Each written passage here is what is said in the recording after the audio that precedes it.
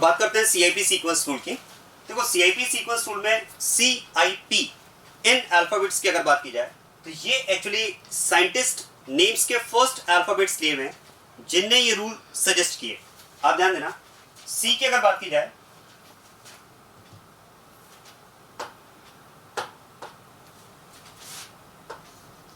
C is related to Cahn, I is related to Ingold and P is related to Priddock. So Cahn, Ingold and Priddock ये scientist names हैं जिनने ये rules का sequence suggest किया। देखो आपको ये नेम्स याद रखने की जरूरत नहीं है, इन नेम से रिलेटेड क्वेश्चन नहीं पूछा जाता है, आपको रूल्स का आइडिया होना चाहिए। अब देखो CIP सीक्वेंस रूल्स, एक्चुअली इसमें जो टर्म हम यूज कर रहे हैं सीक्वेंस, ये टर्म सीक्वेंस यूज करने का रीजन है कि इस केस में हम टोटल 5 रूल्स की बात करते हैं और उन 5 रूल्स का सीक्वेंस फिक्स्ड है। सबसे पहले आपको जब EZ कॉन्फ़िगरेशन असाइन करने के लिए जब आपको मेन यूनिट्स का सिलेक्शन करना होता है तो क्या करना होगा? देखो, for the selection of main unit we have to apply CIP sequence rule and in this sequence rules you have to apply rule number first in the sequence। सबसे पहले आपको सीक्वेंस में रूल नंबर फर्स्ट अप्लाई करना है। अगर rule number first के according selection possible नहीं है मेन यूनिट का तो फिर आप रूल नंबर सेकंड अप्लाई करेंगे, then third, fourth and fifth. Total 5 rules का सीक्वेंस हम इसमें डिस्कस करेंगे और उसी सीक्वेंस में आपको रूल्स अप्लाई करना होगा। आप ऐसा नहीं कर सकते कि डायरेक्टली आप रूल नंबर 2 से स्टार्ट करें, आपको रूल नंबर फर्स्ट अप्लाई करके देखना है। अगर रूल नंबर फर्स्ट के अकॉर्डिंग मेन यूनिट का सिलेक्शन पॉसिबल नहीं है then you have to apply the rule number second and then third, fourth and fifth, that is the sequence. और इसीलिए हम इसे बोलते हैं CIP सीक्वेंस रूल्स। ये बात क्लियर हो गई? बात समझ लेना, जो रूल्स का सीक्वेंस हम डिस्कस करेंगे रूल नंबर 1 to 5, उसी सीक्वेंस में आपको रूल्स को अप्लाई करना होगा। आप ये नहीं कह सकते किसी दिन कि सर आज हमें रूल नंबर 1 and 2 अप्लाई करने की इच्छा नहीं हो रही है, रूल नंबर 3 से स्टार्ट करते हैं। No, you have to apply rule number first, then second, then third, fourth and fifth. तो इसमें सबसे पहले हम बात करेंगे रूल नंबर फर्स्ट की।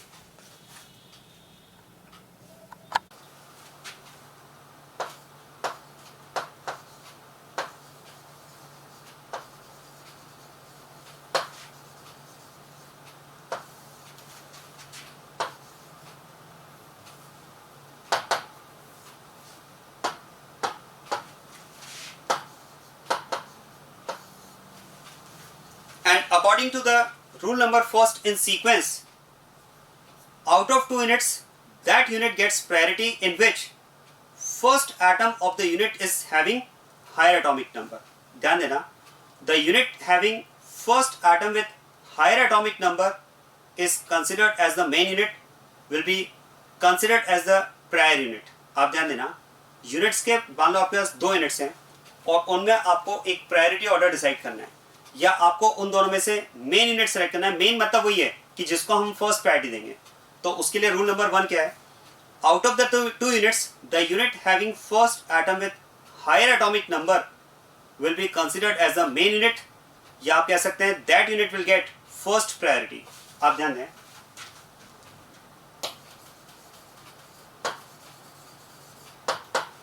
The unit having first atom with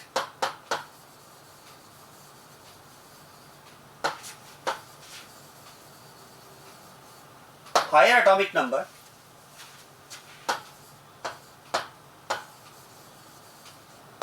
gets priority.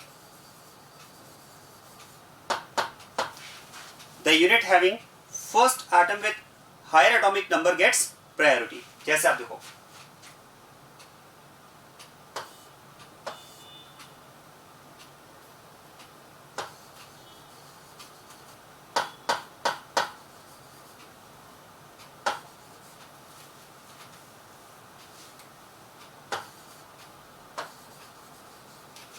जैसे मान लेते हैं हमारे पास ये कंपाउंड है और इस कंपाउंड में अगर आपको इस कायरल कार्बन से अटैच्ड 4 यूनिट्स का एक प्रायोरिटी ऑर्डर डिसाइड करना है तो आप क्या करेंगे? To assign priority order according to CIP sequence rule you have to apply rule number first and according to the rule number 1 the unit having first atom with higher atomic number gets first priority, इसका मतलब क्या हुआ, आपको इन चारों units में priority order assign करने के लिए सबसे पहले इनके फर्स्ट एटम को कंपेयर करना है। क्वेश्चन है फर्स्ट एटम किसे कहेंगे, जैसे CH3 की अगर बात की जाए तो इसमें तो टोटल 4 एटम्स हैं, एक कार्बन 3 हाइड्रोजन, तो क्वेश्चन है फर्स्ट एटम किसे कहेंगे, that atom will be considered as the first atom which is directly attached to the system, जो सिस्टम से डायरेक्टली अटैच्ड होगा हम उसे फर्स्ट एटम कहेंगे। तो फिर तो हम कह सकते हैं कि CH3 में, ध्यान देना, CH3 में मिथाइल ग्रुप का कार्बन जो है वो सिस्टम से डायरेक्टली अटैच्ड है। हम ऑप्टिकल आइसोमरिज्म में सिस्टम कैसे कह रहे हैं, कायरल कार्बन को, तो आप कह सकते हैं इस कायरल कार्बन से CH3 का कौन सा एटम डायरेक्टली कांटेक्ट में है, कार्बन, यहां पर नाइट्रोजन, यहां पर क्लोरीन और यहां पर हाइड्रोजन। मतलब आपको इन 4 एटम्स के एटॉमिक नंबर कंपेयर करना है, हाइड्रोजन, क्लोरीन, नाइट्रोजन और कार्बन, और इन 4 में क्या मैं कह सकता हूं, क्लोरीन का एटॉमिक नंबर सबसे ज्यादा है, तो this chlorine will get first priority. इस क्लोरीन को हम फर्स्ट प्रायोरिटी यूनिट कहेंगे on the basis of atomic number that is higher than hydrogen, carbon and nitrogen. उसके बाद में कौन आएगा, तो क्लोरीन के बाद में अगर मैं एटॉमिक नंबर के सीक्वेंस में बात करूं तो फिर आ जाएगा इसमें नाइट्रोजन नंबर 2, फिर आ जाएगा इसमें carbon number 3 and the least priority unit will B hydrogen, क्योंकि इसका एटॉमिक नंबर सबसे कम है। तो यहां पर हम बात कर सकते हैं कि जो प्रायोरिटी ऑर्डर है उस प्रायोरिटी ऑर्डर में Cl is the first priority unit, then it is NH2, then it is CH3 and then it is hydrogen। ये इन यूनिट्स का यहां पर प्रायोरिटी ऑर्डर है। हमने क्लोरीन को फर्स्ट प्रायोरिटी यूनिट का है, सेकंड NH2 ग्रुप को का है, थर्ड CH3 ग्रुप को, and the least priority unit is hydrogen that is on the fourth position.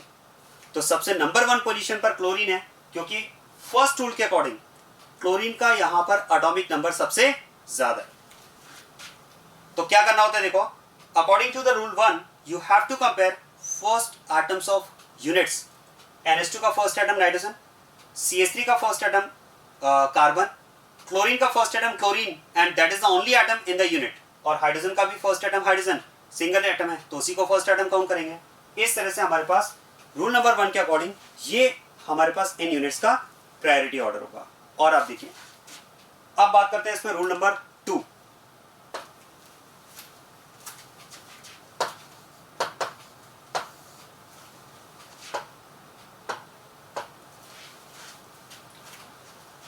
ध्यान देना, अगर आपके पास 2 यूनिट्स के फर्स्ट एटम एक दूसरे के आइसोटॉप्स हैं, ध्यान देना, if the first atoms of 2 units are isotopes of each other, then the unit having heavier isotope gets priority। ध्यान देना, if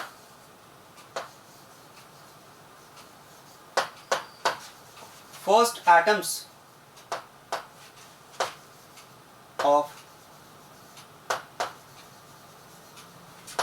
2 units are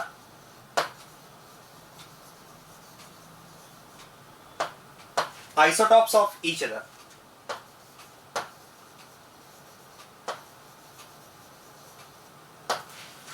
if first atoms of 2 units are isotopes of each other, then the unit having heavier isotope gets priority। Then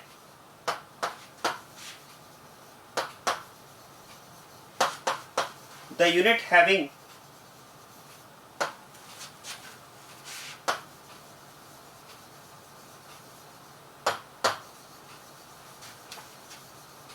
heavier isotope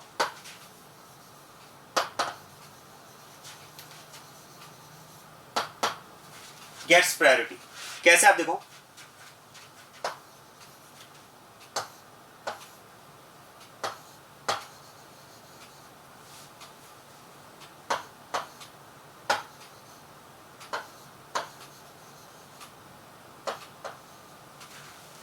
मान लेते हैं आपको अब जो compound दिया हुआ है, फिर से वही ऑप्टिकल आइसोमर आपको दिया हुआ है, कायरल कार्बन से प्रेजेंट है, and chiral carbon is the system for optical isomerism, and now you can see the 4 units attached with the system are H, OCH3, D for deuterium that is isotope of hydrogen, और यहां पर आपको दिया है OCH3 but इसमें O आपको दिया है O18। ध्यान देना, ये आपको दिया है O18, यहां पर नथिंग इज मेंशन्ड, तो अंडरस्टूड है कि ये O16 होगा, ये हाइड्रोजन और ये ड्यूटेरियम। देखो, सबसे पहले तो हम बात करेंगे रूल नंबर 1 की, और रूल नंबर 1 के अकॉर्डिंग आपको क्या करना है, एटॉमिक नंबर कंपेयर करना है। क्या मैं बात कर सकता हूँ, ऑक्सीजन का एटॉमिक नंबर हाइड्रोजन और ड्यूटेरियम से हायर होगा, तो फिर तो एटॉमिक नंबर के बेसिस पर आप कह सकते हैं, ध्यान देना, एटॉमिक नंबर के बेसिस पर आप कह सकते हैं कि इन दोनों यूनिट्स की जो प्रायोरिटी होगी वो एच और डी से हायर होगी। आप ध्यान देना, यहां पर अगर बात की जाए तो OCH3 एंड OCH3 18, ध्यान देना, OCH3 and OCH3 18 are the higher priority units than H and deuterium. अब क्वेश्चन है कि इन दोनों में कंपैरिजन कैसे किया जाए, क्योंकि अगर मैं बात करूं तो इसका फर्स्ट एटम ऑक्सीजन है और इसका फर्स्ट एटम है O18, और आप कह सकते हैं now in this case rule number 1 can not be applied, क्योंकि रूल नंबर 1 के अकॉर्डिंग तो आपको एटॉमिक नंबर कंपेयर करना है। क्या मैं कह सकता हूं O16 and O18 are isotopes, इनके एटॉमिक नंबर सेम है, इसीलिए हम बात करते हैं कि रूल नंबर 2 में if first atoms of two units are isotopes of each other, जैसा कि यहां पर आप कह सकते हैं दोनों के फर्स्ट एटम्स आइसोटॉप्स हैं O16 and O18, in that case the unit having heavier isotope gets priority. मतलब यहां पर अगर बात की जाए तो O18 will get priority over O16, और इसी तरह से अगर मैं बात करूं तो H और D में D is heavier isotope, so it will get priority over H। यहां पर ये इन यूनिट्स का प्रायोरिटी ऑर्डर हो जाएगा। मतलब आप कह सकते हैं कि यहां पर OCH3 18 will be the first priority unit, OCH3 16 will be the second priority unit, deuterium is third and hydrogen is fourth. तो यहां पर अगर बात की जाए तो इन यूनिट्स में O18 is the first priority unit, O16 is the second, D is the third priority unit, and hydrogen is the fourth priority unit. This is the CIP sequence rule number 2. अब बात करते हैं rule number 3 की।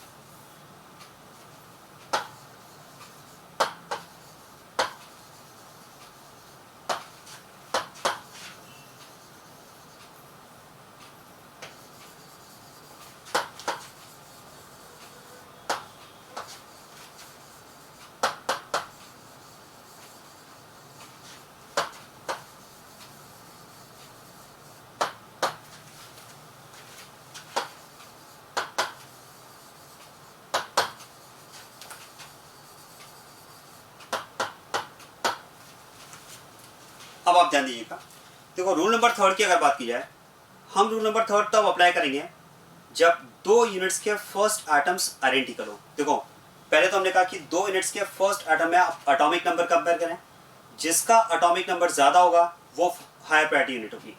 अगर दोनों units के first atoms isotopes हैं तो हेवियर आइसोटॉप के अकॉर्डिंग यूनिट को हम प्रायोरिटी डिसाइड करेंगे। लेकिन अगर दो यूनिट्स के फर्स्ट एटम सेम हो जाए तो क्या करेंगे, कोई प्रॉब्लम नहीं है। अगर टू यूनिट्स के फर्स्ट एटम सेम है then you have to compare next atom. आप ध्यान दीजिएगा, जैसे मान लेते हैं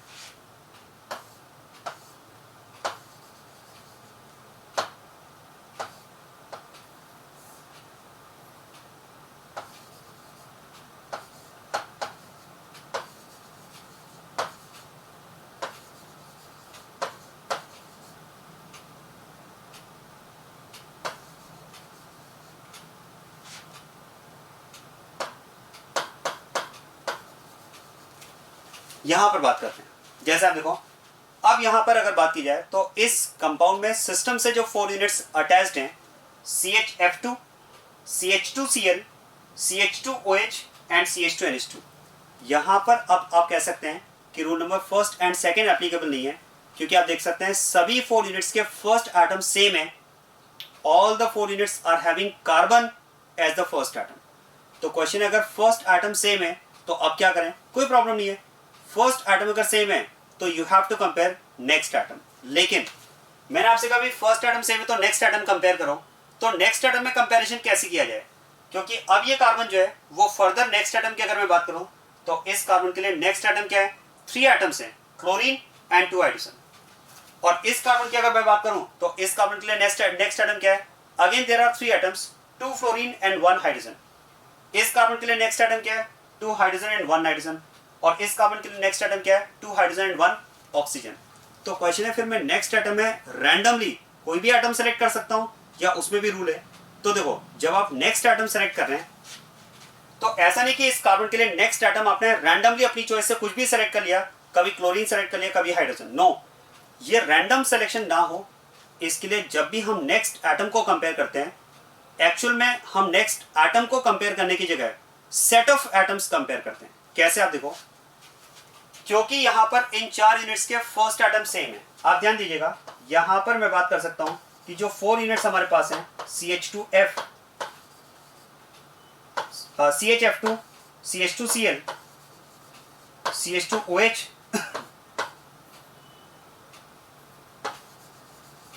एंड CH2NH2। अब जरा ध्यान दीजिएगा, यहां पर अगर बात की जाए तो हम कह सकते हैं कि यहां पर इन 4 यूनिट्स के फर्स्ट एटम सभी के सेम है। और जैसा कि मैंने आपसे कहा कि फर्स्ट एटम अगर सेम हो तो रूल नंबर 3 का यूज करेंगे। And now we have to compare set of next atoms. और अब जरा ध्यान देना, इस यूनिट के लिए अगर मैं बात करूं CHF2 के लिए सेट ऑफ नेक्स्ट एटम क्या होगा, तो मैं क्या करूंगा, यहां पर इस कार्बन के लिए अब आगे 3 एटम्स का एक सेट यहां पर बनाऊंगा।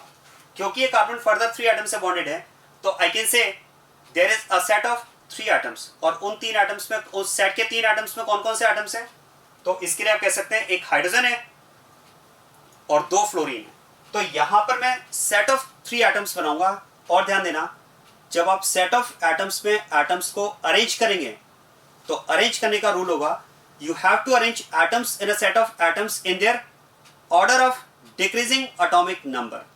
आपको इस सेट में जब एटम्स को अरेंज करना है तो उसका भी रूल है, आपको डिक्रीजिंग एटॉमिक नंबर के ऑर्डर में उनको अरेंज करना है। तो फिर तो मैं कह सकता हूं कि हाइड्रोजन एंड फ्लोरीन में, क्योंकि फ्लोरीन का एटॉमिक नंबर ज्यादा है, तो पहले मैं हायर एटॉमिक नंबर वाला एटम लिखूंगा फ्लोरीन। एक और फ्लोरीन है तो एक और फ्लोरीन लिख दें और फिर यहां पर लिख दें hydrogen. So this is the set of next 3 atoms for this unit। इस यूनिट के लिए सेट ऑफ नेक्स्ट एटम क्या होगा, तो देखो, it is further bonded with chlorine and 2 hydrogen, तो क्लोरीन HH। फिर अगर बात की जाए तो नेक्स्ट एटम का सेट यहां पर क्या होगा, यहां पर हो जाएगा OHH। और इसके लिए अगर हम बात करें तो यहां पर सेट ऑफ नेक्स्ट एटम क्या हो जाएगा, NHH। और ध्यान देना, मैंने यहां पर सेट ऑफ एटम्स में एटम्स को अरेंज जब किया है तो एटम्स का अरेंजमेंट मैंने रैंडमली नहीं किया है, डिक्रीजिंग एटॉमिक नंबर के ऑर्डर में अरेंज किया है। फ्लोरीन, फ्लोरीन, हाइड्रोजन, यहां पर क्लोरीन का एटॉमिक नंबर ज्यादा है तो पहले क्लोरीन को लिखा फिर HH। ऑक्सीजन, हाइड्रोजन में ऑक्सीजन का एटॉमिक नंबर ज्यादा है तो पहले O को लिखा बाद में HH। यहां पर नाइट्रोजन का एटॉमिक नंबर ज्यादा है तो पहले N को लिखा बाद में HH। और अब आपको क्या करना है, अब इन सेट ऑफ एटम्स को आपको कंपेयर करना है, इनके 1 बाय 1 एटम को कंपेयर करना है। मतलब इसके फर्स्ट एटम को बाकी सबके फर्स्ट एटम से कंपेयर करना है, या ये कह सकते हैं कि इन चारों सेट्स में सभी के फर्स्ट एटम्स को कंपेयर करना है। और इन 4 सेट्स में जिसके फर्स्ट एटम का एटॉमिक नंबर सबसे ज्यादा होगा, that unit will get first priority. और जरा देखो, इन सब में अगर बात की जाए तो क्या मैं कह सकता हूं, फिर तो यहां पर क्लोरीन का एटॉमिक नंबर सबसे ज्यादा है तो CH2Cl, ध्यान देना, CH2Cl will get first priority. अगर मैं बात करूं तो यहां पर fluorine, chlorine, oxygen and nitrogen, इन चारों में अगर बात की जाए तो क्लोरीन का एटॉमिक नंबर सबसे ज्यादा है, ये फर्स्ट प्रायोरिटी यूनिट हो जाएगी इसके करस्पॉन्डिंग। उसके बाद किसका नंबर आएगा, उसके बाद में अगर हम बात करें तो फिर आएगा फ्लोरीन, तो अब हो जाएगा इसमें CH2F। फिर इसके बाद में आएगा ऑक्सीजन CH2OH, और सबसे लास्ट में आ जाएगा नाइट्रोजन, हो जाएगा CH2NH2। So this is about the priority order of these units. आप कह सकते हैं CH2Cl is the first priority unit, this is CHF2,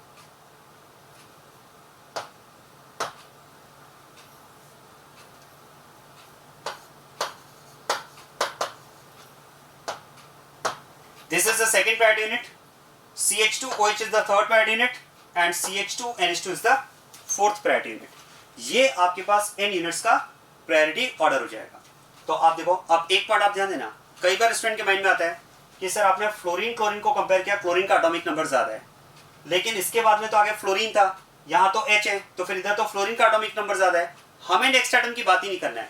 क्या कंडीशन है देखो, एट द फर्स्ट डिफरेंस, ध्यान देना, एट द फर्स्ट डिफरेंस, जहां आपको पहला डिफरेंस मिला बस वहीं पर डिसाइड हो जाएगा जिस एटम का एटॉमिक नंबर ज्यादा है उस सेट ऑफ एटम को हम प्रायोरिटी में रखेंगे। तो क्योंकि यहां पर चारों के फर्स्ट एटम में ही डिफरेंस है, तो फर्स्ट एटम पर ही हम डिसाइड कर लेंगे जिसका एटॉमिक नंबर ज्यादा होगा वो फर्स्ट प्रायोरिटी यूनिट होगी। अगर फर्स्ट एटम सेम होता तो हम नेक्स्ट एटम के बारे में सोचते। समझ में आ रही बात है? मान लो अगर फर्स्ट एटम सेम होता, जैसे अगर आपके पास सेट ऑफ एटम्स में ये होता,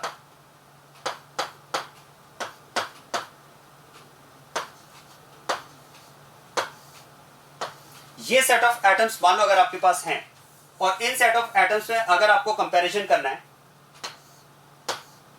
तो आप कह सकते हैं देखो कि यहां पर फर्स्ट एटम सेम है, तो अब नेक्स्ट एटम पर मूव करेंगे, and at the first difference the unit having atom with higher atomic number or the set of atoms having atom with higher atomic number will get priority। लेकिन अगर हम बात करें कि हमारे पास ये कंडीशन है,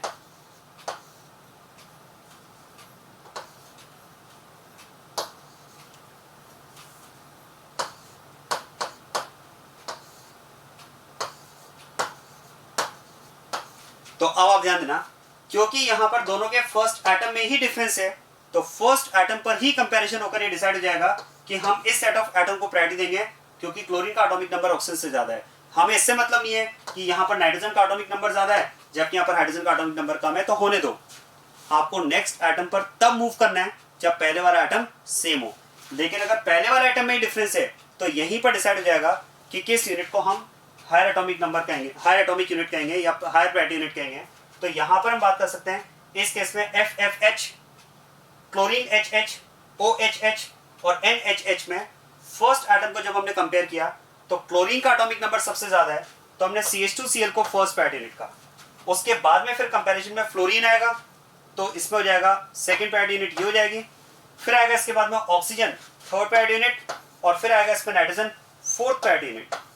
this is the CIP sequence rule number 3।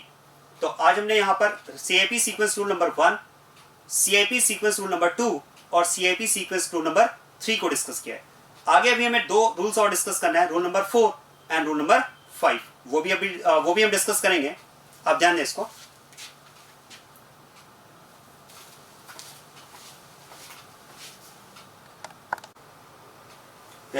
Hello dear students, CIP sequence rule में हमने first, second and third sequence के पहले 3 रूल डिस्कस कर लिए हैं, और अब बात करते हैं रूल नंबर 4 की।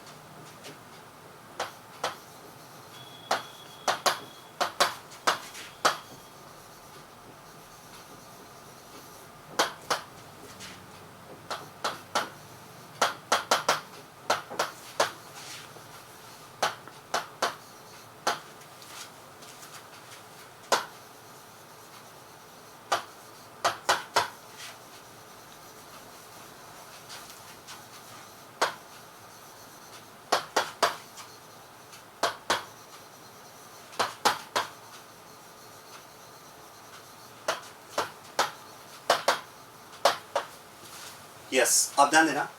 रूल नंबर 4 की अगर हम बात करें तो अगर आपके पास कंपाउंड में ऐसी यूनिट प्रेजेंट है जिसमें मल्टीपल बॉन्ड प्रेजेंट है और यूनिट का आपको प्रायोरिटी ऑर्डर डिसाइड करना है और आपको ऐसी दो यूनिट्स को कंपेयर करना है जिसमें एक में मल्टीपल बॉन्ड प्रेजेंट है और एक यूनिट में सपोज मल्टीपल बॉन्ड एब्सेंट है, तो ऐसे केस में हमें क्या करना होगा?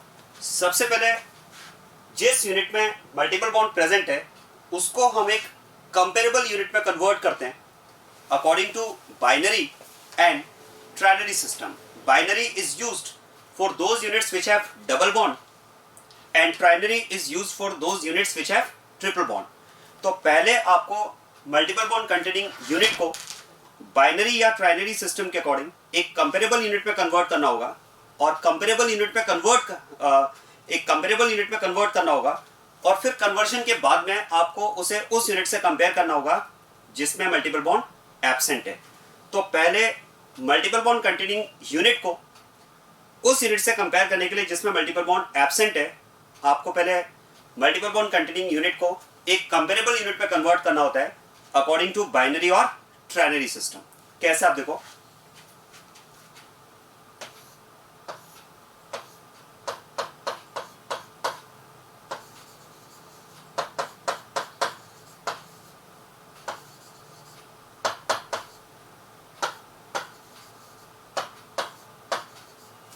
सपोज ये कंपाउंड आपको दिया हुआ है और इस कंपाउंड में कायरल कार्बन से जो 4 यूनिट्स अटैच्ड हैं, इन यूनिट्स का आपको प्रायोरिटी ऑर्डर डिसाइड करना है according to CIP sequence rule.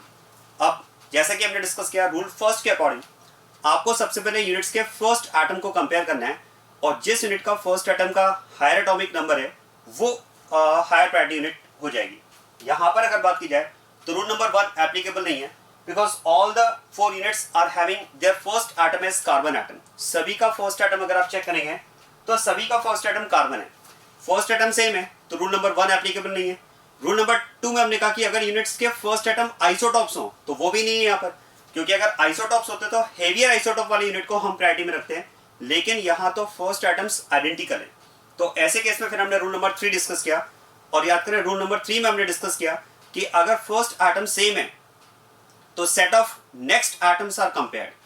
अब यहां पर अगर बात की जाए तो क्योंकि इनके फर्स्ट एटम सेम है तो अब हमें यहां पर set of next atoms compare करना है। जरा ध्यान देना, यहां पर अगर हम बात करें तो देखो, जैसे यूनिट्स में अगर बात की जाए तो it's one of the unit is C triple bond N, other unit is CHO, then CH2 NH2 and CH2OH।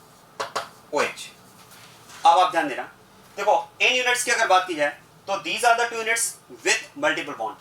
If multiple bond is present in an unit, तो यहां पर पहली 2 यूनिट्स में मल्टीपल बॉन्ड प्रेजेंट है और next 2 units की अगर बात की जाए तो इनमें मल्टीपल बॉन्ड एब्सेंट है। अब जरा देखो, इनके अगर फर्स्ट एटम की बात की जाए तो सभी के फर्स्ट एटम तो सेम है, सभी में फर्स्ट एटम कार्बन है, तो फिर हमने कहा ठीक है सेट ऑफ नेक्स्ट एटम्स बनाया जाए। जरा देखो इस यूनिट की अगर मैं बात करूं तो यहां पर सेट ऑफ नेक्स्ट एटम्स क्या होगा? This carbon is further bonded with 1 oxygen and 2 hydrogens. और याद करें सेट ऑफ एटम्स में हम एटम्स को किस तरह से अरेंज करते हैं? Decreasing atomic number. तो फिर तो यहां पर आ जाएगा ऑक्सीजन, हाइड्रोजन एंड हाइड्रोजन, ये इसमें हो जाएगा सेट ऑफ नेक्स्ट एटम्स। इससे अपन यूनिट की बात की जाए तो यहां पर सेट ऑफ नेक्स्ट एटम्स क्या हो जाएगा? Nitrogen, hydrogen and hydrogen, since this carbon is further bonded with 2 hydrogens and 1 nitrogen। अब यहां पर अगर बात की जाए तो देखो ये कार्बन फर्दर किन एटम से बॉन्डेड है? तो it is bonded with 1 oxygen and 1 hydrogen. ध्यान देना, ऑक्सीजन एंड हाइड्रोजन। और यहां पर अगर बात की जाए तो it is further bonded with nitrogen. अब पॉइंट ये आता है कि अगर मैं फर्स्ट एटम को कंपेयर करता हूं तो ध्यान दीजिएगा, first atom is nitrogen, that is the only atom in the next set of atoms. यहां पर ऑक्सीजन है, नाइट्रोजन और ऑक्सीजन। अब ऑक्सीजन का एटॉमिक नंबर ज्यादा है तो उसके अकॉर्डिंग आप ऐसा बोल सकते हैं कि CH2OH and CHO units are the higher priority units than CN and CH2NH2। ये तो हम बात कर सकते हैं इस बेसिस पर कि इन एटम्स के, इन यूनिट्स के जो नेक्स्ट एटम्स का सेट है उसका फर्स्ट एटम यहां पर ऑक्सीजन है, ध्यान देना, यहां पर अगर बात की जाए तो first atom is oxygen, nitrogen, oxygen and nitrogen, और उसके अकॉर्डिंग अगर बात की जाए तो ऑक्सीजन का एटॉमिक नंबर नाइट्रोजन से ज्यादा है, तो हमने सेकंड एंड फोर्थ यूनिट को हायर प्रायोरिटी यूनिट में कंसीडर किया है as compare to first and third. देखो यहां तक तो चलिए क्लियर है। अब बात की जाए कि सेकंड एंड थर्ड इन दोनों में से हायर प्रायोरिटी यूनिट किसे कहा जाए, तो देखो इसका फर्स्ट एटम ऑक्सीजन है, इसका भी फर्स्ट एटम ऑक्सीजन है। नेक्स्ट एटम की बात करें तो यहां पर हाइड्रोजन है, यहां भी हाइड्रोजन है। फिर और आगे बढ़े क्योंकि फर्स्ट एटम तो सेम हो गया, ऑक्सीजन ऑक्सीजन सेम और हाइड्रोजन हाइड्रोजन भी सेम। अब मैं अगर और आगे बढ़ता हूं तो यहां पर हाइड्रोजन प्रेजेंट है लेकिन यहां पर फर्दर थर्ड एटम प्रेजेंट नहीं है। तो अब क्या ये कहा जाए कि there is no third atom in this unit but in this case atom is present so it will get priority? No. आप ध्यान देना इस बेसिस पर कि यहां पर फर्दर कोई एटम नहीं है जबकि यहां पर फर्दर हाइड्रोजन है, हम इसको हायर प्रायोरिटी में रखें, ये कहना गलत होगा क्योंकि वास्तव में इन यूनिट्स की अगर बात की जाए तो फर्स्ट एंड फोर्थ यूनिट्स, ध्यान देना इन दो यूनिट्स की अगर बात की जाए तो अभी ये दो यूनिट्स कंपेरेबल कंडीशन में ही नहीं है, because we are comparing the units in which one unit is having multiple bond and other is not having any multiple bond. तो ऐसे केस में यहां पर हम बात कर सकते हैं कि सेकेंड और फोर्थ यूनिट जो है, ध्यान देना यहां पर अगर मैं बात करूं तो ये यूनिट और ये यूनिट जो है ये अभी कंपेरेबल कंडीशन में ही नहीं है, क्योंकि दोनों यूनिट्स में सेट ऑफ एटम्स की अगर बात की जाए तो सेट ऑफ एटम्स में जो नंबर ऑफ एटम्स है उसमें डिफरेंस है। यहां पर सेट ऑफ एटम्स में 3 एटम्स प्रेजेंट है जबकि यहां पर सेट ऑफ एटम्स में 2 एटम्स प्रेजेंट है। तो अगर नंबर ऑफ एटम्स डिफरेंट है तो ऐसे केस में हम ये कह सकते हैं the units are not comparable in this condition. तो क्वेश्चन है फिर इनको कंपेरेबल बनाए कैसे, तो उसी के लिए बात कर रहे हैं रूल नंबर 4 की। If multiple bond is present in an unit and if multiple bond is present in an unit तो क्या करना होगा, it is first converted into an equivalent unit according to binary or trinary system to make it comparable with the unit without multiple bond। एक unit जिसमें multiple bond present है उसको उस unit से कंपेरेबल बनाने के लिए जिसमें मल्टीपल बॉन्ड एब्सेंट है, आपको पहले मल्टीपल बॉन्ड वाली यूनिट को बाइनरी या ट्राइनरी सिस्टम के अकॉर्डिंग उसे एक इक्विवेलेंट यूनिट में कन्वर्ट करना होगा। अब वो इक्विवेलेंट यूनिट में कन्वर्ट करने की टेक्निक क्या है, बाइनरी ट्राइनरी सिस्टम क्या है, जरा उसको समझते हैं। ध्यान देना देखो यहां पर अगर मैं बात करता हूं कि ये हमारे पास एक ऐसी यूनिट है जिसमें डबल बॉन्ड प्रेजेंट है। अब क्योंकि इसमें डबल बॉन्ड प्रेजेंट है तो डबल बॉन्ड वाली यूनिट में मैं सिस्टम अप्लाई करूंगा बाइनरी सिस्टम। और ध्यान देना बाइनरी सिस्टम के अकॉर्डिंग जब मैं इसे एक इक्विवेलेंट यूनिट में कन्वर्ट करूंगा, ध्यान देना जब मैं इसे एक इक्विवेलेंट यूनिट में कन्वर्ट करूंगा तो कन्वर्जन में क्या होगा, ध्यान दें देखो अगर मुझे इस यूनिट को उस यूनिट के कंपेरेबल बनाना है जिसमें मल्टीपल बॉन्ड एब्सेंट है, तो इसमें मल्टीपल बॉन्ड प्रेजेंट और इसमें अगर मल्टीपल बॉन्ड एब्सेंट है तो ये यूनिट उस यूनिट के जिसमें मल्टीपल बॉन्ड एब्सेंट है तभी कंपेरेबल हो सकती है जब इसमें से भी मल्टीपल बॉन्ड को हटा दिया जाए। आप ध्यान देना अगर मैं इस यूनिट में से, ध्यान देना अगर मैं इस यूनिट में से मल्टीपल बॉन्ड हटा दूं तो फिर ये यूनिट भी विदाउट मल्टीपल बॉन्ड वाली यूनिट बन जाएगी। उस केस में हम कह सकते हैं if multiple bond of this unit is removed then it will be comparable to the multiple bond without then it will be comparable to the unit without multiple bond. तो मुझे इसमें से मल्टीपल बॉन्ड को हटाना है, मतलब simply मैं कह सकता हूं कि मुझे इसमें से पाई बॉन्ड को हटाना होगा। और अब आप ध्यान देना देखो अगर मैं इसमें से पाई बॉन्ड को हटाता हूं तो अब मेरे पास यहां पर बात करूंगा मैं now the unit without pi bond, the unit without pi bond will be like this. इसमें से मैंने पाई बॉन्ड को हटा दिया है तो अब यहां पर यूनिट मेरे पास इस तरह से होगी, लेकिन क्योंकि हमने पाई बॉन्ड को रिमूव किया है तो हमें एटम्स की वैलेंसीज को बैलेंस करना होगा। क्योंकि कार्बन की अगर बात की जाए तो कार्बन इज टेट्रावैलेंट एटम, तो फिर मुझे इस कार्बन की 4 वैलेंसीज को मेंटेन करना होगा। तो फिर तो ध्यान देना इस कार्बन की 4 वैलेंसीज को मेंटेन करने के लिए मैं यहां पर एक सिंगल बॉन्ड प्लेस कर दूंगा। अब हम बात कर सकते हैं कि इस कार्बन की 4 वैलेंसीज मेंटेन्ड है। और इसी तरह से ऑक्सीजन की अगर बात की जाए तो ऑक्सीजन बाइवेलेंट है। इस केस में पाई बॉन्ड हटाने के बाद में अभी हमारे पास ऑक्सीजन की इसमें एक ही वैलेंसी शो की हुई है, हमें यहाँ पर ऑक्सीजन पर एक और वैलेंसी शो करना होगा क्योंकि ऑक्सीजन बाइवेलेंट है। तो यहाँ पर भी मैं एक वैलेंसी और शो कर दूंगा। अब यहाँ पर हम कह सकते हैं कि कार्बन की टेट्रावैलेंसीज 4 वैलेंसीज एकदम क्लियर है और ऑक्सीजन की 2 वैलेंसीज भी हमने यहाँ पर मेंटेन की है। तो क्वेश्चन है कि ये जो वैलेंसीज हमने यहाँ पर प्लेस किए, अब इन वैलेंसीज को क्या ऐसे खाली रखना है या यहाँ पर कोई एटम प्लेस करना होगा? तो यस, ये इस तरह से वैलेंसीज फ्री नहीं रहेंगी, इन वैलेंसीज पर हम एटम्स प्लेस करेंगे। क्वेश्चन है कौन से एटम्स प्लेस करेंगे? तो आप ध्यान दीजिएगा, क्योंकि इसमें कार्बन ऑक्सीजन से बॉन्डेड है, कार्बन की अगर बात की जाए तो ये ऑक्सीजन से डबल बॉन्ड के थ्रू बॉन्डेड है। तो देखो, जो एटम जिस एटम से मल्टीपल बॉन्ड के थ्रू बॉन्डेड है, हम वही एटम इस फ्री वैलेंसी पर प्लेस करते हैं। तो देखो, कार्बन मल्टीपल बॉन्ड के थ्रू किससे बॉन्डेड है? ऑक्सीजन से। तो क्योंकि यहां पर कार्बन, ध्यान दीजिएगा, क्योंकि यहां पर कार्बन मल्टीपल बॉन्ड के थ्रू ऑक्सीजन से बॉन्डेड है, तो मैं कार्बन की इस न्यू वैलेंसी पर ऑक्सीजन प्लेस कर दूंगा। और ऑक्सीजन मल्टीपल बॉन्ड के थ्रू किससे बॉन्डेड है? कार्बन से। ऑक्सीजन मल्टीपल बॉन्ड के थ्रू कार्बन से बॉन्डेड है, तो ऑक्सीजन की वैलेंसी पर मैं कार्बन प्लेस कर दूंगा। तो जो जिस एटम से मल्टीपल बॉन्ड के थ्रू बॉन्डेड है, वही एटम हम उसकी न्यू वैलेंसी पर प्लेस कर देंगे। तो कार्बन ऑक्सीजन से बॉन्डेड है, इसलिए ऑक्सीजन प्लेस किया। ऑक्सीजन कार्बन से बॉन्डेड है, इसलिए हमने कार्बन प्लेस कर दिया। अब हम बात कर सकते हैं, now this is the unit which is having multiple bond has been converted into an equivalent unit according to binary system. और अब आप ध्यान दीजिएगा, अगर हम बात करें कि इस कार्बन पर, अगर हम बात करें कि इस कार्बन से नेक्स्ट एटम्स कौन से बॉन्डेड है, तो मल्टीपल बॉन्ड के अकॉर्डिंग तो आप कह सकते हैं there is only one oxygen and one hydrogen. But जब हमने इसे एक इक्विवेलेंट यूनिट में कन्वर्ट कर दिया है, तो अब यहां पर अगर बात की जाए, तो अब यहां पर यही कार्बन इस इक्विवेलेंट यूनिट के अकॉर्डिंग वन ऑक्सीजन से नहीं, टू ऑक्सीजन से बॉन्डेड है, 1 and 2। और अब अगर बात की जाए तो ध्यान दीजिएगा, इस कार्बन के लिए अगर मैं सेट ऑफ नेक्स्ट एटम की बात करूं, तो ध्यान देना, इसके लिए जो सेट ऑफ नेक्स्ट एटम होगा, वो क्या हो जाएगा? This carbon is further bonded with 1 oxygen और 2 ऑक्सीजन। आंसर इज 2 ऑक्सीजन, क्योंकि अब हम इस यूनिट को बाइनरी सिस्टम के अकॉर्डिंग एक इक्विवेलेंट यूनिट में कन्वर्ट कर चुके हैं। तो कन्वर्जन के बाद में जो कन्वर्टेड यूनिट आपके पास, कन्वर्टेड यूनिट जो आपको मिली है, आपको सेट ऑफ एटम्स उसके अकॉर्डिंग बनाना है। तो फिर तो मैं बात कर सकता हूं कि इस कार्बन से 2 ऑक्सीजन एंड 1 हाइड्रोजन बॉन्डेड है, तो यहां पर आ जाएगा 2 ऑक्सीजन एंड 1 हाइड्रोजन।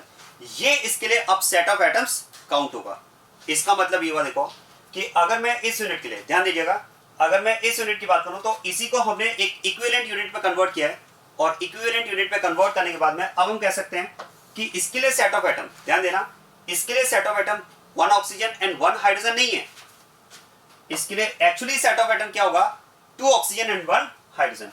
तो यहां पर अगर बात की जाए तो इसके लिए सेट ऑफ एटम्स आएगा 2 ऑक्सीजन एंड 1 हाइड्रोजन। ये यहां पर आपके पास सेट ऑफ एटम यहां पर रहेगा। और इसी तरह से आप देखो, जैसे इसके लिए अगर मैं बात करूं, तो यहां पर फिर इस यूनिट में भी मल्टीपल बॉन्ड प्रेजेंट है, तो इसको भी पहले आपको इक्विवेलेंट यूनिट में कन्वर्ट करना होगा। ध्यान दीजिएगा, अगर हम बात करें C ट्रिपल बॉन्ड N की, क्योंकि इस यूनिट में भी मल्टीपल बॉन्ड प्रेजेंट है, तो first of all I have to make it comparable with the unit without multiple bond. और उसको कंपेरेबल बनाने के लिए क्या करना होगा? इस यूनिट को भी मैं ट्राइनरी सिस्टम के अकॉर्डिंग, ये समझ में आ रहा है ट्राइनरी क्यों वर्ड यूज कर रहा हूं? क्योंकि यहां पर ट्रिपल बॉन्ड है।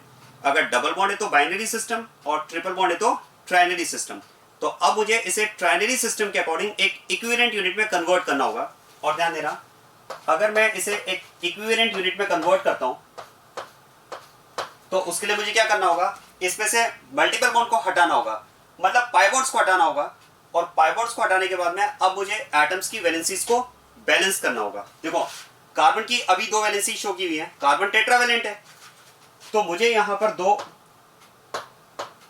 ये दो न्यू वैलेंसी शो करना होगा। और नाइट्रोजन की अगर बात की जाए तो नाइट्रोजन ट्राइवैलेंट है, अभी इसमें एक ही वैलेंसी है, तो यहां पर भी मुझे 2 वैलेंसीज ये पुट करनी होगी।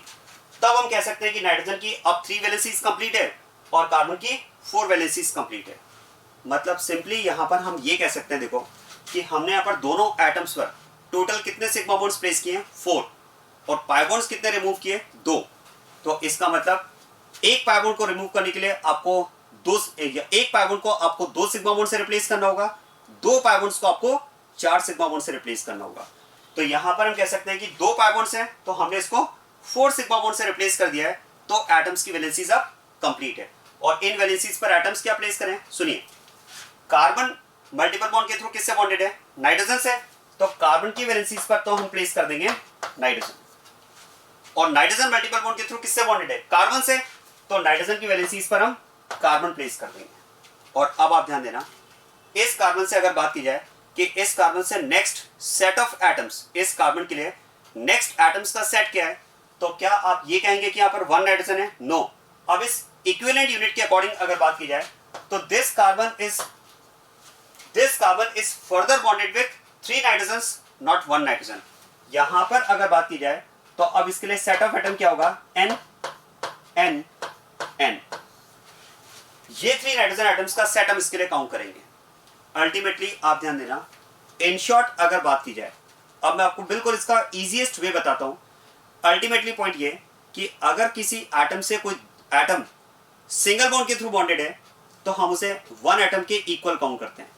लेकिन अगर किसी एटम से कोई दूसरा atom multiple bond, double bond के थ्रू काउंटेड है तो हम उसे 2 एटम्स के इक्वल काउंट करेंगे। और अगर एटम ट्रिपल बॉन्ड के थ्रू काउंटेड है तो हम उसे 3 एटम्स के इक्वल काउंट करेंगे। जरा ध्यान देना, इस कार्बन से नाइट्रोजन किसके थ्रू बॉन्डेड है? ट्रिपल बॉन्ड के थ्रू बॉन्डेड है। तो कार्बन से अगर यहां पर नाइट्रोजन ट्रिपल बॉन्ड के थ्रू बॉन्डेड है तो हम यहां पर एक नाइट्रोजन नहीं, ट्रिपल बॉन्ड के अकॉर्डिंग हम इसको 3 नाइट्रोजन के इक्विवेलेंट काउंट करेंगे। तभी तो 3 नाइट्रोजन लिखा है यहां पर। और देखो आप, अगर मैं यहां पर बात करूं तो जरा देखो, इस कार्बन से मैंने आपसे क्या कहा, इस कार्बन से नाइट्रोजन ट्रिपल बॉन्ड के थ्रू बॉन्डेड है। तो मैं यहां पर इसे 1 नाइट्रोजन नहीं, कितने नाइट्रोजन काउंट करूंगा? 3 नाइट्रोजन काउंट करूंगा, जैसा कि मैंने यहां पर आपको ट्राइनरी सिस्टम के अकॉर्डिंग इसको कन्वर्ट करके बताया। तो यहां पर अगर बात की जाए तो अब यहां पर ये एक नाइट्रोजन नहीं, यहां पर अगर हम बात करें तो कितने नाइट्रोजन हमें काउंट करने होंगे?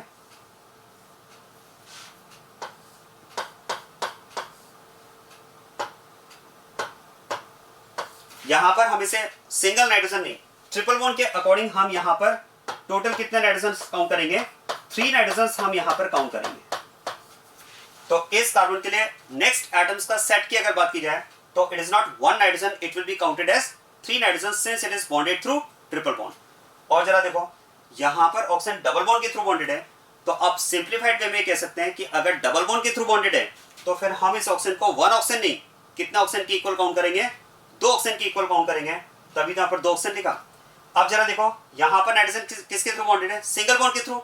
अगर एटम सिंगल बॉन्ड के थ्रू बॉन्डेड है तो हम उसे एक ही एटम काउंट करेंगे, इसलिए यहां पर एक ही नाइट्रोजन लिखा है। अगर मैं यहां पर बात करूं तो ये ऑक्सीजन सिंगल बॉन्ड के थ्रू बॉन्डेड है तो यहां एक ही ऑक्सीजन काउंट करेंगे। तो अगर एटम सिंगल बॉन्ड के थ्रू बॉन्डेड होगा तो 1 एटम काउंट करना है, डबल बॉन्ड के थ्रू बॉन्डेड है तो 2 एटम्स काउंट करना है, और अगर ट्रिपल बॉन्ड के थ्रू बॉन्डेड है तो 3 एटम्स काउंट करना है। इसीलिए यहां पर एक नाइट्रोजन होते हुए भी हमने इसको कितने नाइट्रोजन की इक्वल काउंट किया है? 3 नाइट्रोजन की इक्वल काउंट किया, क्योंकि ये ट्रिपल बॉन्ड के थ्रू बॉन्डेड है।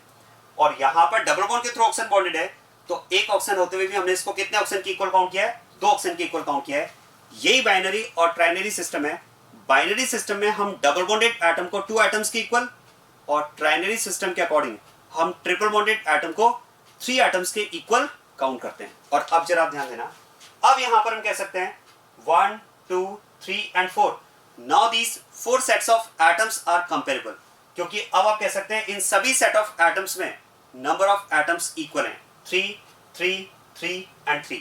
और अब हम इनका कंपैरिजन आसानी से कर सकते हैं। ध्यान देना, जैसा कि हमने कहा कि अगर मैं फर्स्ट एटम को कंपेयर करता हूं, ध्यान देना, तो यहां पर फर्स्ट एटम नाइट्रोजन है, यहां पर फर्स्ट एटम ऑक्सीजन है, यहां पर नाइट्रोजन और यहां पर ऑक्सीजन है। तो फिर तो ऑक्सीजन का एटॉमिक नंबर नाइट्रोजन से ज्यादा है, मतलब second and fourth unit will be higher priority unit as compare to first and third. और अब आप देखो, अब मैं अगर इन दोनों में कंपेयर करूं तो ध्यान देना, इन दोनों के फर्स्ट एटम सेम है ऑक्सीजन। तो सेकंड एटम की बात करें, सेकंड एटम की बात की जाए तो यहां पर ऑक्सीजन है, जबकि यहां पर सेकंड एटम में हाइड्रोजन है। अब यहां पर हाइड्रोजन है और यहां पर ऑक्सीजन है, तो ऑक्सीजन का एटॉमिक नंबर ज्यादा है, तो फिर सेकंड यूनिट जो होगी वो हायर प्रायोरिटी यूनिट होगी एज कंपेयर टू फोर्थ। इसका मतलब हम कह सकते हैं कि इन दोनों में अगर बात की जाए, ध्यान देना, इन दोनों में अगर बात की जाए तो हम CHO ग्रुप को हायर प्रायोरिटी यूनिट कहेंगे,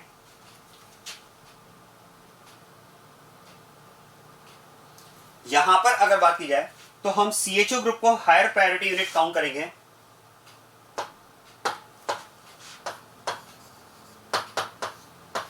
एज कंपेयर टू CH2OH, क्योंकि इसके लिए अगर मैं सेट ऑफ एटम्स की बात करता हूं तो ये OOH आ रहा है, जबकि इसके लिए सेट ऑफ एटम्स की बात कर रहा हूं तो ये OHH आ रहा है। और उसके बाद में अगर बात की जाए तो now it will B C triple bond N, क्योंकि इसके लिए सेट ऑफ एटम्स की अगर बात की जाती है NNN होगा, जबकि CH2NH2 की अगर बात की जाए तो इसके लिए सेट ऑफ एटम्स हो जाएगा NHH। तो ये यहाँ पर इस तरह से हमें यूनिट्स का प्रायोरिटी ऑर्डर डिसाइड करना होगा अगर यूनिट में मल्टीपल बॉन्ड प्रेजेंट है। तो शॉर्टकट में अगर बात की जाए तो इन शॉर्ट, अगर कोई एटम सिंगल बॉन्ड के थ्रू बॉन्डेड है तो that will be counted as one atom, but अगर कोई एटम डबल बॉन्ड के थ्रू बॉन्डेड है तो बाइनरी सिस्टम के according it will be counted as two atoms, और अगर कोई एटम ट्रिपल बॉन्ड के थ्रू बॉन्डेड है तो ट्राइनरी सिस्टम के according it will be counted as three atoms, और उसके अकॉर्डिंग ये हमारे पास यूनिट्स का प्रायोरिटी ऑर्डर होगा। तो इस केस में अगर बात की जाए तो यहाँ पर यूनिट्स का जो प्रायोरिटी ऑर्डर हमारे पास फाइनली आया है, this is first priority unit, CH2OH is the second priority unit, third is C triple bond N, and fourth is CH2NH2. This is how we can arrange the units in their priority order according to CIP sequence rule. अब आप ध्यान देना,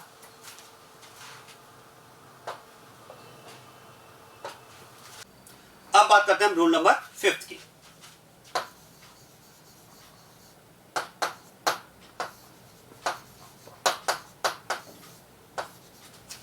देखो rule number 5 आपको किस condition में apply करना होता है वो मैं आपको एग्जांपल से क्लियर करता हूं, फिर मैं रूल लिखवाता हूं उसमें, और उसके बाद में फिर आप इसको ध्यान देना। कंडीशन क्या है, देखो यहां पर आपको सपोज ये कंपाउंड दिया हुआ है,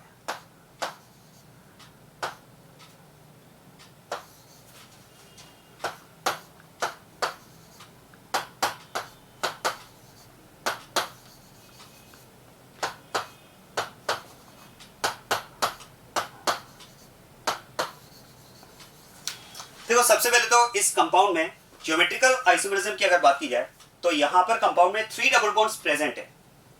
क्या आप मुझे ये बता सकते हैं कि कौन कौन से डबल बॉन्ड के अबाउट इस कंपाउंड में ज्योमेट्रिकल आइसोमरिज्म पॉसिबल है? आप ध्यान दें, there are 3 double bonds in this compound A, B and C। तो यहां पर हम बात कर सकते हैं, actually there are 3 systems present in the compound where we can say rotation of one atom with respect to second atom is restricted. तो यहां पर 3 सिस्टम के अबाउट रोटेशन रिस्ट्रिक्टेड है। बस अब मुझे आपको ये बताना है कि यहां पर कौन कौन से सिस्टम के अबाउट GI पॉसिबल है। क्या आप ट्राई करेंगे इसमें इन 3 सिस्टम्स ABC में कौन कौन से सिस्टम के अबाउट GI पॉसिबल है? तो देखो रोटेशन तो रिस्ट्रिक्टेड है ही। अब सेकंड रिक्वायरमेंट क्या होती है, सिस्टम के दोनों टर्मिनल्स पर यूनिट्स इंडिविजुअली डिफरेंट होना चाहिए। चेक करते हैं, देखो सिस्टम A के अबाउट अगर हम GI की बात करें, सिस्टम A के अबाउट अगर GI की बात की जाए तो यस इट इज पॉसिबल। कैसे? आप देखो अगर आप सिस्टम के दोनों टर्मिनल्स पर यूनिट्स इंडिविजुअली चेक करें तो डिफरेंट है। इस टर्मिनल की 2 यूनिट्स कौन सी है, one is H other is methyl group, तो डिफरेंट यूनिट्स होगी। इस टर्मिनल के लिए 2 यूनिट्स कौन सी होगी, वन इज H, और इस टर्मिनल के लिए सेकंड यूनिट समझ में आ रहा है कौन सी होगी, ये पूरा ग्रुप। This complete group will be considered as one of the unit for this terminal. तो यहां भी यूनिट्स डिफरेंट है, यहां भी यूनिट्स डिफरेंट है, मतलब इस सिस्टम के अबाउट ज्योमेट्रिकल आइसोमरिज्म पॉसिबल है। सिस्टम नंबर B की अगर बात की जाए तो आप देखो B के अबाउट GI पॉसिबल और not, yes it is possible. B के अबाउट भी GI पॉसिबल है क्योंकि यहां भी यूनिट्स अगर आप देखेंगे तो इस टर्मिनल के लिए 2 यूनिट्स डिफरेंट है, और इसके लिए 2 यूनिट्स, वन इज H और सेकंड ये पूरा ग्रुप, तो ये भी डिफरेंट, इसके अबाउट भी GI पॉसिबल। अब मेरा क्वेश्चन है, क्या सिस्टम नंबर C के अबाउट GI पॉसिबल है? क्या ध्यान देना, क्या C के अबाउट GI पॉसिबल है या नहीं है? क्या लगता है आपको, whether this compound will show geometrical isomerism about the system C or not? Yes, it will show. आप ध्यान देना, इस कंपाउंड में C सिस्टम के अबाउट भी ज्योमेट्रिकल आइसोमेरिज्म पॉसिबल है। मैं आपको बताता हूं कैसे। देखो चेक आपको वही करना है, कंडीशन वही है, सिस्टम के दोनों टर्मिनल्स पर यूनिट्स इंडिविजुअली डिफरेंट होनी चाहिए। चेक करते हैं, देखो इस टर्मिनल की 2 यूनिट्स की अगर बात की जाए तो one is H other is Cl, different, और इस टर्मिनल की ये 2 यूनिट्स सेम है डिफरेंट, आंसर है डिफरेंट। ध्यान देना, इस टर्मिनल के लिए ये दोनों यूनिट्स भी डिफरेंट है। कैसे डिफरेंट है जरा आप देखो, इन दोनों यूनिट्स को अगर आप कंपेयर करेंगे तो देखो इस यूनिट में दोनों हाइड्रोजन एटम्स का अरेंजमेंट डबल बॉन्ड के सेम साइड है, जबकि इस सिस्टम में आप कह सकते हैं दोनों हाइड्रोजन्स का अरेंजमेंट डबल बॉन्ड के सेम साइड है, जबकि इस यूनिट पे प्रेजेंट सिस्टम के अबाउट अगर आप देखेंगे तो दोनों हाइड्रोजन्स जो हैं वो सिस्टम के अक्रॉस अरेंज्ड है। तो यहां पर hydrogens are on same side, while in this unit hydrogens are arranged across the system. तो फिर यहां पर हम कह सकते हैं इन दोनों यूनिट्स में डिफरेंस तो है। देखो एक बात समझ लेना, अगर आपके माइंड में ये पॉइंट है कि सर क्या इतना सही तो डिफरेंस हुआ कि इसमें दो हाइड्रोजन सेम साइड उसमें अक्रॉस हैं, तो एक बात सोचिए, हम स्टीरियो आइसोमेरिज्म डिस्कस कर रहे हैं। स्टीरियो आइसोमेरिज्म में डिफरेंस कहां पर होता है? अरेंजमेंट में ही तो डिफरेंस होता है। मॉलिक्यूलर फॉर्मूला सेम होता है, स्ट्रक्चरल फॉर्मूला सेम होता है, स्टीरियो केमिकल फॉर्मूला मतलब अरेंजमेंट में डिफरेंस होता है। तो हम कह सकते हैं इन दोनों यूनिट्स में जो एटम्स प्रेजेंट है सिस्टम के अबाउट, उनके अरेंजमेंट में डिफरेंस है। आप इसको ऐसा समझ लें, जैसे यहां पर इस सिस्टम के अबाउट अगर मैं सिस्टर्न्स कॉन्फ़िगरेशन की बात करूं, इस सिस्टम के अबाउट अगर मैं सिस्टर्न्स कॉन्फ़िगरेशन की बात करूं, तो क्या मैं कह सकता हूं similar units are on same side of the double bond, this unit is having system where configuration is cis. और अगर मैं इस यूनिट में प्रेजेंट सिस्टम के अबाउट सिस्टर्न्स कॉन्फ़िगरेशन की बात करूं, तो जरा देखो यहां पर सिमिलर यूनिट्स सिस्टम के अक्रॉस हैं, तो ये ट्रांस हो जाएगा। मतलब इस यूनिट में कॉन्फ़िगरेशन सिस और इस यूनिट में कॉन्फ़िगरेशन ट्रांस है। और अगर एक यूनिट सिस कॉन्फ़िगरेशन की है और एक यूनिट ट्रांस कॉन्फ़िगरेशन की है, तो ध्यान देना units with different configuration will be treated as different units. हाँ, अगर यहां पर दोनों ही यूनिट्स में कॉन्फ़िगरेशन सिस या दोनों ही यूनिट्स में कॉन्फ़िगरेशन ट्रांस होता, तो डेफिनेटली हम उन यूनिट्स को आइडेंटिकल यूनिट्स कंसीडर करते हैं। But since one unit is having cis arrangement, cis configuration, and other is having trans configuration, so units with different configuration will be treated as different units। क्या point समझ में आ गया? ये clear हो रही बात है? तो इस तरह से हम बात कर सकते हैं। देखो आप ध्यान देना, इन दो यूनिट्स की अगर बात की जाए, इन दो यूनिट्स की अगर बात की जाए, तो क्या आप मुझे बता सकते हैं इन दोनों यूनिट्स का मॉलिक्यूलर फॉर्मूला, इन दोनों यूनिट्स का मॉलिक्यूलर फॉर्मूला सेम या डिफरेंट? आंसर है सेम। मैं केवल यूनिट की बात कर रहा हूं, ध्यान देना। अगर मैं इस यूनिट की बात करूं, तो इस यूनिट का मॉलिक्यूलर फॉर्मूला क्या है? 3 कार्बन एंड 5 हाइड्रोजन। आप कह सकते हैं 3 कार्बन एंड 5 हाइड्रोजन, ये इस यूनिट का मॉलिक्यूलर फॉर्मूला है। जरा देखो इस यूनिट का मॉलिक्यूलर फॉर्मूला अगर आप चेक करेंगे तो 3 कार्बन एंड 5 हाइड्रोजन, यहां भी तो मॉलिक्यूलर फॉर्मूला वही आ रहा है ना, मतलब दोनों यूनिट्स का मॉलिक्यूलर फॉर्मूला सेम है। अच्छा सोचिए, 3 कार्बन एंड 5 हाइड्रोजन के एटम्स की अगर मैं कनेक्टिविटी की बात करूं, 3 कार्बन एंड 5 हाइड्रोजन के एटम्स की अगर मैं कनेक्टिविटी की बात करूं, तो क्या मैं कह सकता हूं दोनों ही यूनिट्स में एटम्स की कनेक्टिविटी सेम है। जिस तरह से यहां पर 3 कार्बन एंड 5 हाइड्रोजन बॉन्डेड हैं, उसी तरह से यहां भी 3 कार्बन एंड 5 हाइड्रोजन बॉन्डेड हैं। मतलब दोनों ही यूनिट्स में हम कह सकते हैं एटम्स की कनेक्टिविटी सेम है। और एटम्स की कनेक्टिविटी सेम होने का मतलब आप कह सकते हैं स्ट्रक्चरल फॉर्मूला सेम। तो आप कह सकते हैं structural formula is also same. क्या मेरी बात समझ में आ रही है? दोनों यूनिट्स का स्ट्रक्चरल फॉर्मूला भी सेम है, तो फिर तो जरा आप ध्यान देना, क्या मैं कह सकता हूं इन दोनों यूनिट्स में फिर पॉइंट ऑफ डिफरेंस क्या रहा? अरेंजमेंट डिफरेंट है। मतलब आप कह सकते हैं इनका स्टीरियो केमिकल फॉर्मूला डिफरेंट है। और अगर यूनिट्स का molecular formula same, structural formula same और स्टीरियो केमिकल फॉर्मूला डिफरेंट है, तो फिर तो मैं कह सकता हूं it means these units are stereo isomeric units. जैसे आप सोचिए, हम दो कंपाउंड्स में कहते हैं कि if two compounds are having same molecular formula, same structural formula and different stereochemical formula, they are called stereoisomers. In the same way, if two units are having same molecular formula, same structural formula and different stereochemical formula, they will be called stereoisomeric units. मतलब इन दोनों के लिए आप कह सकते हैं units are stereoisomeric units. These are stereoisomeric units. और आप सोचिए, जैसे हम कहते हैं कि stereoisomers, isomers are always different compounds, वैसे ही stereoisomeric units will be considered as different units. और आप सोचिए, अगर इस टर्मिनल की ये दो यूनिट्स डिफरेंट है, किस सेंस में डिफरेंट है समझ में आ गया ना? स्टीरियो केमिकल फॉर्मूला के रिस्पेक्ट में डिफरेंट है, तो फिर ये यूनिट्स डिफरेंट इस टर्मिनल के लिए और इस टर्मिनल की भी दो यूनिट्स डिफरेंट है। मतलब इस कंपाउंड में इस डबल बॉन्ड के अबाउट भी ज्योमेट्रिकल आइसोमेरिज्म पॉसिबल है। तो इसका मतलब the compound will show geometrical isomerism about all the 3 systems. क्या बात समझ में आ गई? अब बात करते हैं EZ कॉन्फ़िगरेशन की। देखो EZ कॉन्फ़िगरेशन के लिए अगर बात की जाए, तो जैसा कि मैंने आपको इससे पहले सीक्वेंस के 4 रूल्स मैंने आपको एक्सप्लेन कर दिए हैं, उन रूल्स के अकॉर्डिंग, ठीक है, क्योंकि रूल्स तो हमें सीक्वेंस में अप्लाई करने हैं। तो चलो इस टर्मिनल के लिए पहले इन दोनों में से मेन यूनिट का सिलेक्शन किया जाए। तो क्या मैं कह सकता हूं यहां पर फर्स्ट एटम हाइड्रोजन है, यहां फर्स्ट एटम कार्बन है, तो फिर तो रूल नंबर 1 के according the the unit having first atom with higher atomic number will get priority. मतलब इस सिस्टम के लिए अगर बात की जाए तो ध्यान देना, इस सिस्टम के लिए क्या मैं कह सकता हूं, इन दोनों में से ये यूनिट यहां पर मेन यूनिट है।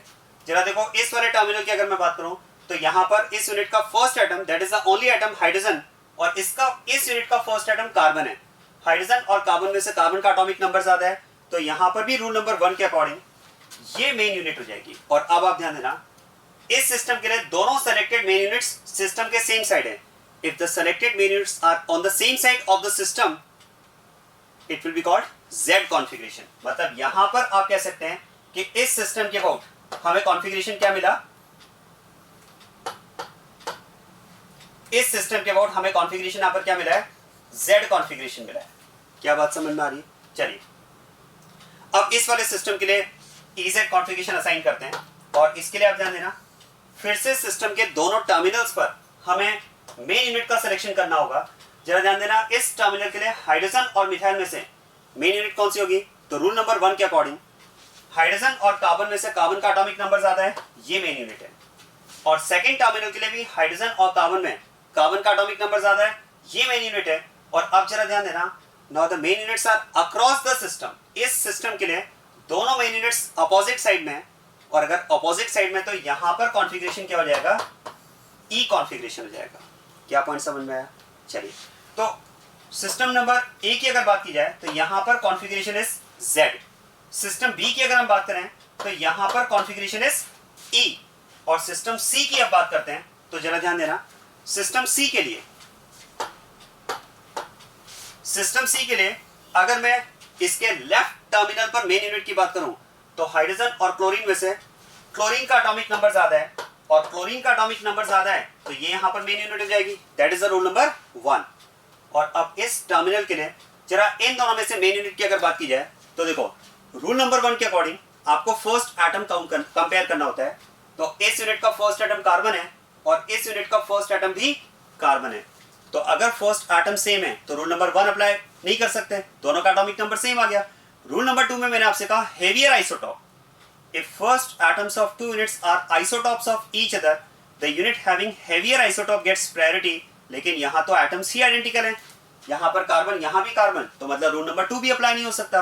रूल नंबर 3 की अगर बात की जाए तो हमने कहा कि अगर फर्स्ट एटम सेम है तो set of next atom compare करते हैं।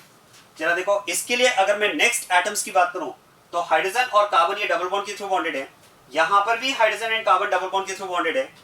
और ऐसे में अगर बात की जाए तो क्या मैं कह सकता हूं, फिर तो नेक्स्ट एटम्स को भी अगर मैं कंपेयर करूंगा तो आप सोचिए फर्स्ट टू लास्ट, तो एटम्स का सीक्वेंस तो सेम है ना, क्योंकि स्ट्रक्चरल फॉर्मूला तो दोनों में सेम आ रहा है। तो जरा आप सोचिए, फिर तो इसमें रूल नंबर 3 भी अप्लाई नहीं हो सकता। और जैसा कि रूल नंबर 4 में मैंने आपसे कहा था कि अगर यूनिट में मल्टीपल बॉन्ड प्रेजेंट है तो हम उसे एक इमेजिनरी यूनिट, एक इक्विवेलेंट यूनिट में कन्वर्ट करके फिर कंपैरिजन करते हैं। अगर वो भी आप अप्लाई करोगे तो यहाँ तो जरा आप सोचिए, अगर फर्स्ट से लास्ट एटम्स तक एटम्स का सीक्वेंस एकदम सेम है तो रूल नंबर 1 to 4 तो हम इसमें अप्लाई नहीं कर पाएंगे। और ध्यान देना, इसीलिए रूल नंबर 5 की फ्रेमिंग हुई है कि अगर आपके सामने ये सिचुएशन आ जाए कि the units present on a terminal are stereo isomeric units, क्योंकि ये प्रॉब्लम कब आएगी, जब यूनिट्स का स्ट्रक्चरल फॉर्मूला सेम होगा तो फर्स्ट से लास्ट तक एटम्स का सीक्वेंस सेम मिलेगा। और अगर सीक्वेंस सेम मिलेगा तो आप रूल नंबर 1 2 3 4 तो अप्लाई कर ही नहीं सकते। इसी के लिए रूल नंबर 5 को फ्रेम किया गया। और रूल नंबर 5 क्या है, जरा आप ध्यान देना,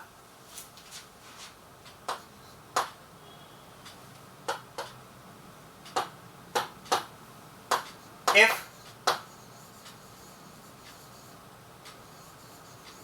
stereoisomeric units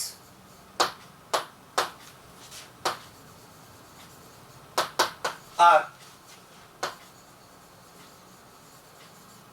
present on a terminal,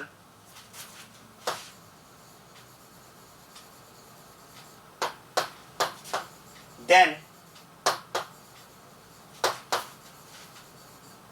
the unit having Z configuration gets priority। आप ध्यान देना, जब रूल नंबर 1 to 4 एप्लीकेबल ना हो, वो कब एप्लीकेबल नहीं होंगे, when the units present on a terminal are stereo isomeric units, उस केस में क्या होगा देखो, out of 2 stereo isomeric units the unit having Z configuration gets priority। उस केस में दोनों यूनिट्स में से जिसका कॉन्फ़िगरेशन Z होगा हम उसे प्रायोरिटी में रखेंगे। जैसे आप देखो, इस टर्मिनल के लिए हमने कहा भाई इन दोनों में अब सिलेक्शन कैसे करें, क्योंकि ये तो स्टीरियो आइसोमेरिक यूनिट्स है और स्टीरियो आइसोमेरिक यूनिट्स में हम रूल नंबर 1 से 4 अप्लाई नहीं कर पाएंगे। तो उस केस में फिर आपको देखना होगा दोनों में से जिस यूनिट का कॉन्फ़िगरेशन Z है, जरा देखो इस यूनिट का कॉन्फ़िगरेशन Z है और इस यूनिट का कॉन्फ़िगरेशन E है, तो the unit having Z configuration gets priority. मतलब इस केस में अगर बात की जाए तो इस टर्मिनल के लिए मेन यूनिट हम कैसे कंसीडर करेंगे, इसे कंसीडर करेंगे। तो इस टर्मिनल की मेन यूनिट Z कॉन्फ़िगरेशन वाली यूनिट और इस टर्मिनल की मेन यूनिट तो क्लोरीन है जो हमने रूल नंबर 1 के अकॉर्डिंग सेलेक्ट की है। And now the selected main units are across the system, so configuration about the system C will be E configuration, क्योंकि यहां पर सेलेक्टेड मेन यूनिट्स अक्रॉस हैं। इन दोनों में से मेन यूनिट क्लोरीन है, इन दोनों में से मेन यूनिट ये क्यों, क्योंकि इसका कॉन्फ़िगरेशन Z है और रूल के अकॉर्डिंग Z कॉन्फ़िगरेशन को हम प्रायोरिटी पर रखेंगे over the unit having E configuration. So this is the main unit for this terminal, this is the main unit for this terminal, these are across the system, so configuration about this system will be E। This is rule number 5। क्या बात clear होगी? अब देखो definitely यहां पर आपके mind में ये पॉइंट हो सकता है कि सर हमने Z कॉन्फ़िगरेशन वाली यूनिट को प्रायोरिटी में क्यों रखा। तो it is simply a rule. देखो इसके पीछे कोई लॉजिकल रीजन नहीं है, ऐसा कुछ नहीं है कि इनका कुछ स्टेबिलिटी का रीजन रहा हो या किसी प्रॉपर्टी से रिलेटेड कोई रीजन रहा हो। नो भाई देखो एक रूल सेट करना था तो CIP सीक्वेंस रूल में साइंटिस्ट को लगा कि E और Z में से उनने Z वाले केस को प्रायोरिटी में रख दिया, तो that is simply a rule. जैसे हम IUPAC में भी रूल्स की बात करते हैं, प्रायोरिटी ऑर्डर की बात करते हैं, फंक्शनल ग्रुप्स की, तो देखो एक रूल डिसाइड करना था, एक रूल फ्रेम करना था EZ कॉन्फ़िगरेशन साइन करने के लिए, तो E और Z में से उनको Z लगा तो उन्होंने Z को फिक्स कर दिया। तो it is simply a rule, इसके पीछे कोई लॉजिकल रीजन नहीं है कि कोई स्टेबिलिटी का रीजन रहा हो या कोई और रीजन रहा हो E और Z में से Z को फिक्स करने का। तो Z के अकॉर्डिंग ही आपको मेन यूनिट का सिलेक्शन करना होगा रूल नंबर 5 के केस में। क्लियर हो गई बात ये? So this is about the CIP sequence rule, rule number 1, 2, 3, 4 and 5। ये सारे रूल्स मैंने डिस्कस कर लिए हैं। बस अब इन रूल्स की एप्लीकेशन हम एग्जांपल्स पर डिस्कस करेंगे। एग्जांपल्स मैं आपको दे रहा हूं, उन एग्जांपल्स को आपको ट्राई करना है। एक एग्जांपल मैं आपको करके बताता हूं और फिर उसके बाद में हम बाकी के क्वेश्चंस आप ट्राई करना, उनके आंसर्स फिर मैं आगे डिस्कस कर लूंगा। एक एग्जांपल लेते हैं इसमें।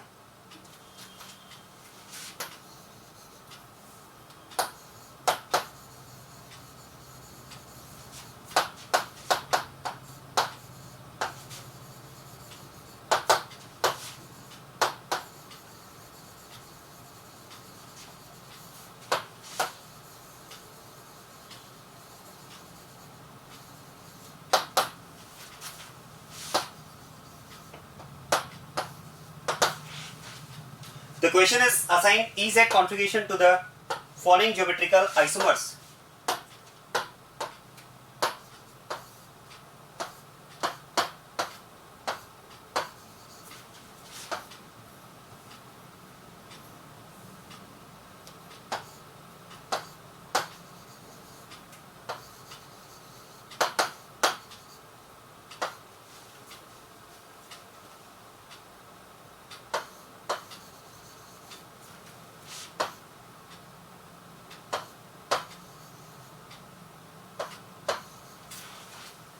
ये सपोज आपको ज्योमेट्रिकल आइसोमर दिया हुआ है और इसमें हमें EZ कॉन्फ़िगरेशन असाइन करना है। अब EZ कॉन्फ़िगरेशन असाइन करने के लिए रूल क्या बताया मैंने आपको?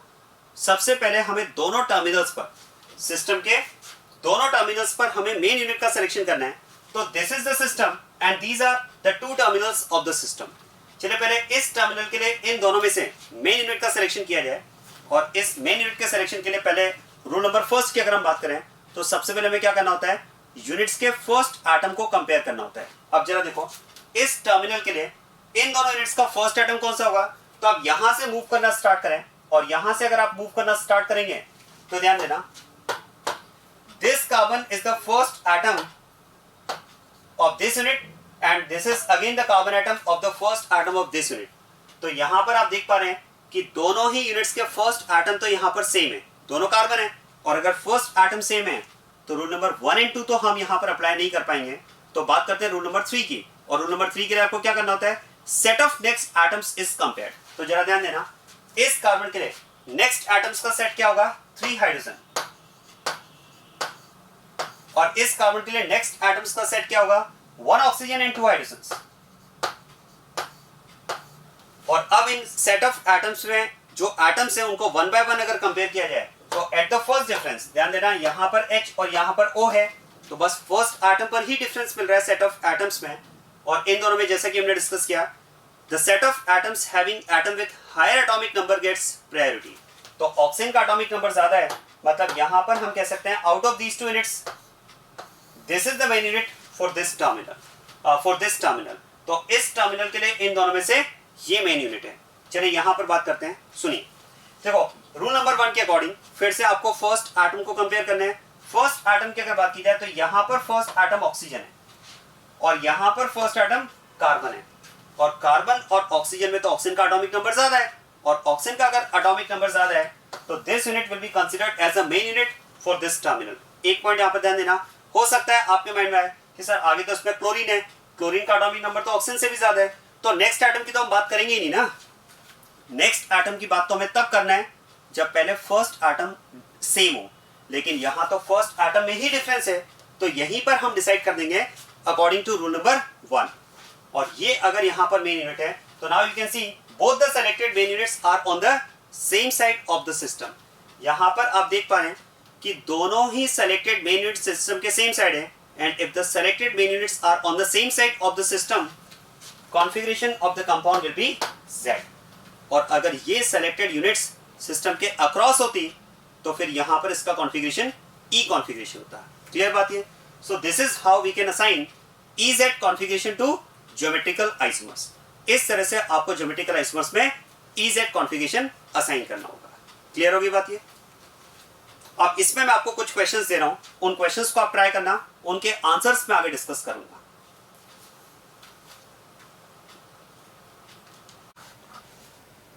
तो जो क्वेश्चंस आपको ट्राई करना है, ये क्वेश्चंस आपको ट्राई करना है। इन क्वेश्चंस में आपको जो ज्योमेट्रिकल आइसोमर्स गिवन है, इनमें आपको E और Z क्या कॉन्फ़िगरेशन इन कंपाउंड को असाइन होता है वो आपको असाइन करना है।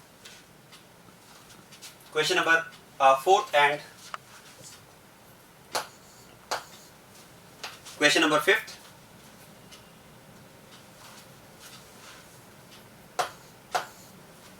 Question number 6th,